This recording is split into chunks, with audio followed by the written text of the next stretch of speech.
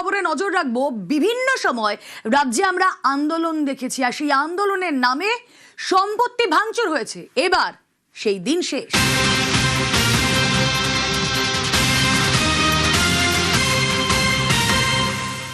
না, আর তা করা যাবে না। প্রতিবাদের নামে সরকারি সম্পত্তিতে যেভাবে আগুন লাগানো হয়েছে বিগত দিনে, তা আর চলবে না।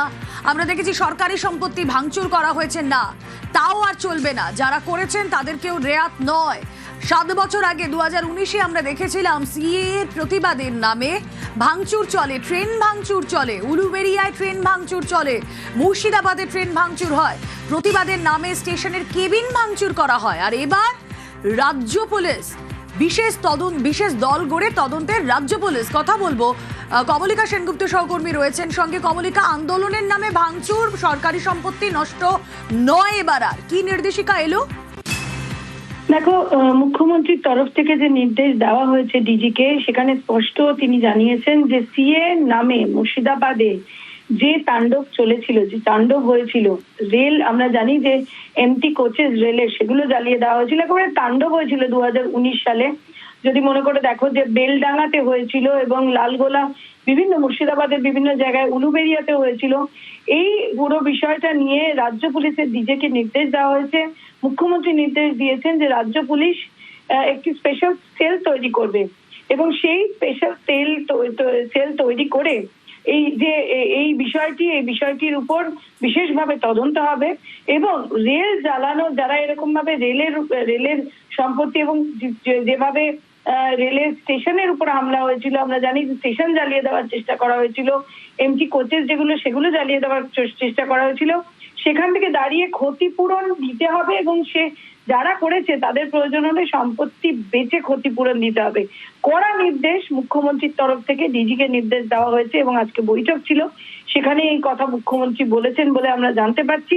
এবং আমাদের 2019 সালে যেভাবে এই মালদা, মুর্শিদাবাদ, উলুবেড়িয়া এখানে তাণ্ডব চালানো হয়েছিল এবং মনে করে দেখো তখন প্রশাসন যেভাবে প্রশাসনের তৎপর হওয়ার কথা ছিল তা কিন্তু হয়নি। এবং আমরা জানি যে সেই সময় যারা সরকারে ছিলেন, অর্থাৎ তৃণমূল কংগ্রেসের যে সরকার ছিল, সেই সরকারও কিন্তু এই বিষয়ে খুব কঠিন পদক্ষেপ নেননি। 2 দিন লাগাতার এই তাণ্ডব চলেন এবং সেইখানে দাঁড়িয়ে প্রশ্ন উঠেছিল যে সংখ্যালঘু ভোট ব্যাংকের জন্যই কি সেই বিষয়টি করা হয়নি, এই প্রশ্ন বিরোধীরা সেই সময় তুলেছিল।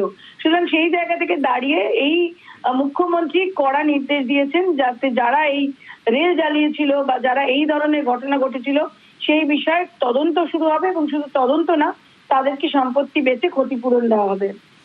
একেবারে কেউ সরকারি সম্পত্তি যদি নষ্ট করে, তাহলে যে কথা সহকর্মী কমলিকা বলছিলেন যে অভিযুক্তের ঘটি বাটি বেচে হলেও খরচ উসুল হবে।